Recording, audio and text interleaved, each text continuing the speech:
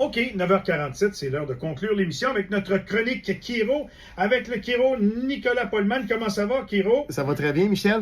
Le monde vous appelle-tu docteur, Chiro, monsieur le Chiro, le ramancheur? Comment vous appelez? Le ramancheur, on essaie de garder ça Alexandre à la clinique. Ça, c'est là 25 ans. Je te dirais que c'est variable. Moi, en clinique, Oui. comme le monde m'appelle Nicolas, il y en a qui m'appellent docteur, mais on dirait que je suis tout le temps un peu... c'est pas le type de relation que j'essaie de développer. Oui, je comprends. Même si on a le titre de docteur en chiropratique. Fait que, non, vous pouvez m'appeler Nicolas. Vous me croisez dans la rue, vous m'appelez Nicolas, puis on va me reconnaître. On l'appelle Doc. Oui. Doc, c'est correct. Doc, c'est le fun. C'est correct. Ça te va bien, d'ailleurs. Merci. Parce que tu as une face de Doc. Ah, ouais? Je savais pas que les docs avaient des faces. Je sais pas trop, mais oui. J'allais faire un mauvais jeu de mots, là, dog face, mais je ferai pas ça. Bon, on parle de quoi ce matin? Je vais faire un retour sur le marathon d'Ottawa qui a eu lieu en fin de semaine. Oui. 38 000 coureurs qui ont incroyable. défilé les rues d'Ottawa. La course à pied, ça redevient très, très populaire. Ça m'inquiète. Pourquoi?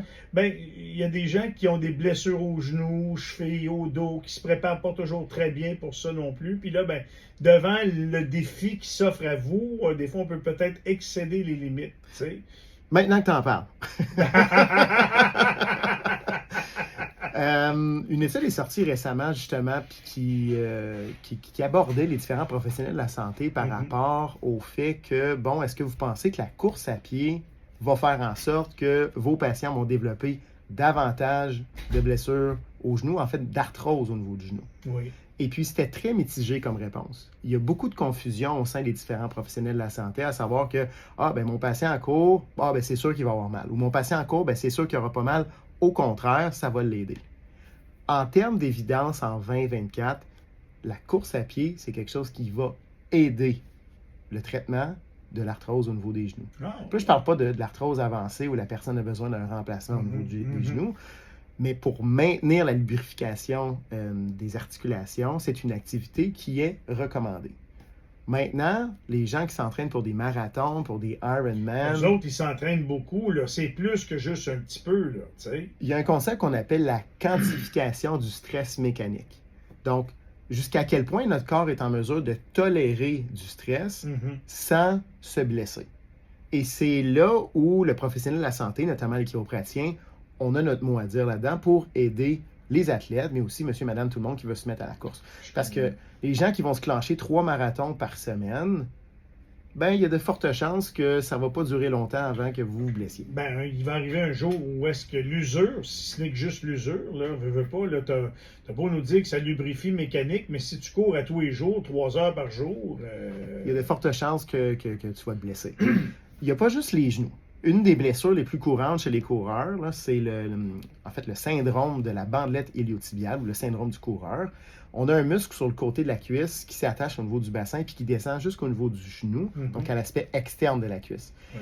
Et lui, il peut devenir très, très tendu et venir frotter au niveau de la hanche et du genou et donner un claquement lorsque les gens s'entraînent beaucoup.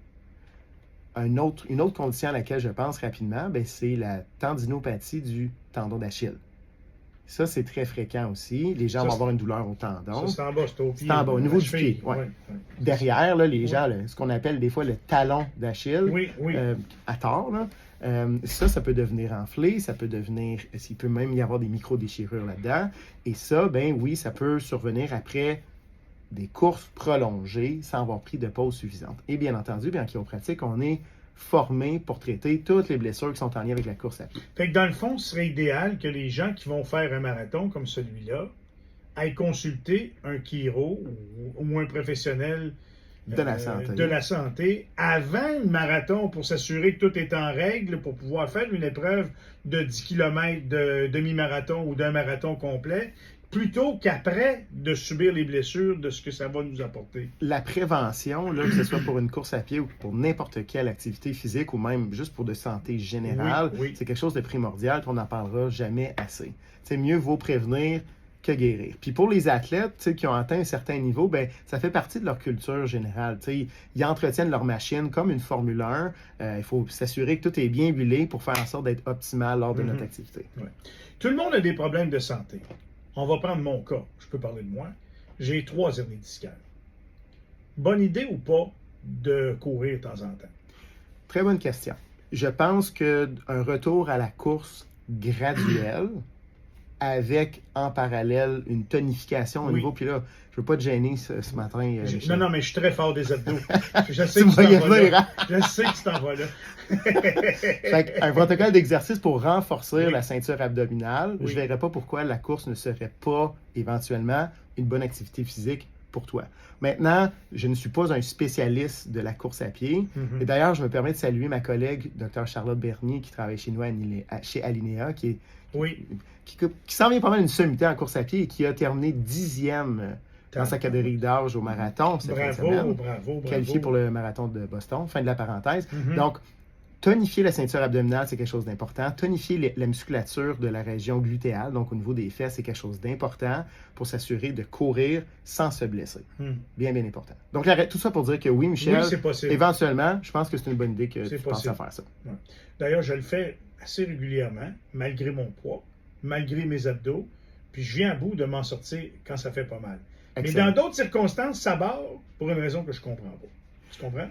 Un disque, quand il est blessé dans le bas du dos, malheureusement, en fait, si on ne fait pas assez d'exercice, si on ne pense pas à contracter sa ceinture abdominale, ben des fois, il va avoir certains épisodes de douleur où le disque va envoyer un message de douleur puis un message inflammatoire, puis le dos va avoir l'impression de barrer.